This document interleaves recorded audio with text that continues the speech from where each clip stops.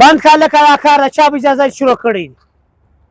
ولې کار بند کړم؟ ته څوک یې چې ما ته وایې چې کار بند کړه؟ زه د دې لینډ افسر یم، تا د چا په اجازه دا کار شروع کړي؟ سر دا خو لیګل ځای دی، د دې خو ما نوټیس اخیستی، ما اجازت اخیستی دی سرکاره سره. ډېره چالاکي د ما سره مه کوه، دا د نوټس خبره به ما ته نه کوې. تا دا بل افسر سره ډیلینګ کړی دی، د ما سره دې نه دی کړی. سر داسې مه کوه، دا زه د غریبانو لپاره فری هسپتال جوړوم. سر دا واخه بس ګزاره کوه. ها اول به دې دا خبره کوله، موږ به هم نه تنګولی. راځه لکه لکه دا خپل حصه ته واخه. یا سر ارام زه نه خورم، دا هم ته سره واخه. شی ته نه غواړې؟ ځه کور دې ودان. سر ولې دې پریشانه ولاړ یې؟ پریشانه په دې یم وړ مورج یم دا سړي سره لک روپۍ واخیستې، نو دی راسه ولاړ یې لکه په یوه روپۍ پوه سوی یم. دی بې برکته پیسې دي، ګس مې سر نه به خلاصېږي. ته به دی وکړې هغه هسپتال ولاله به ورشې ورته دا کار بند کړه. هغه څه کوي د غریبانو لپاره هسپتال جوړوي، ته یې ورباندې یې کار څه یې کوې خواره کوې؟ ته بیا اوس دونه همدردي شوې، ورسه ورته دا کار بند کړه. نوره یوه خبره نه منم. چابک صحیح دی سر، صحیح. ژر ساله بیدار. که څنګه دی کار سم روان دی؟ زما افسر ول دا کار بند کړه. ولې بند کړه؟ استاد افسر سره ما ډیلینګ وکړې، بیا ولې وایې چې کار بند؟ نور زه به شنې غبرولوا سره دا کار مار بند کړه. چېرته دی ستا افسر؟ هلته ناست دی. ته درځه راځه. ای لکه پر مزدورانو پام کوه، زه راځم.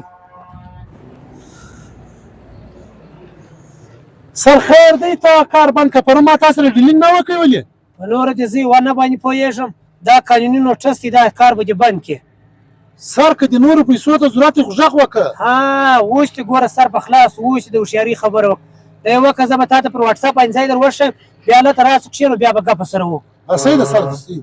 سمه ده، هلته راسه راسه. صحیح. راځه لکه دا دې سر.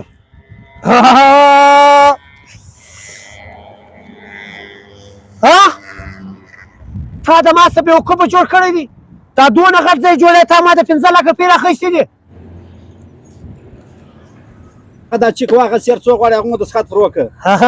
اوس دې خوند په وکړي. نو مخکې دې ویل دا رقم کار نه کوئ، اوس یې ښه خوند وکړي. تر مخه ته چیرې وې؟ سر واخه دا چیک واخیست، هر څو پیسې پر لیکې پر ولیکه، دستخط زه پر کوم. زړه دې غواړي هغه پیسې پر ولیکه، دستخط زه پر کوم. یا سر د ما څه غلطي وسوه؟ څنګه غلطي د تا څه وسوله؟ ته نه وینې دا د خیر کار کوي، یو د خیر هسپتال جوړوي، په هغه کې هم ته را روان یې، دوی سره رشوت غواړي. ستی د لاسه د ګډ ډیپارټمنټ نوم بدنامه دی. سرجي د ما څه غلطي سوې ده؟ ته ترې غلطي د تا څه سوې ده؟ ته درځه دفتر له، ما او تا به په دفتر کې مجلس سره کوو. کوم درځه. ښه سر ته څنګه خبر شولې؟ دا د الله پاک لاک لاک شکر دی، دغه افسر سره چې کوم افسر و، دې رشوت نه خوړی.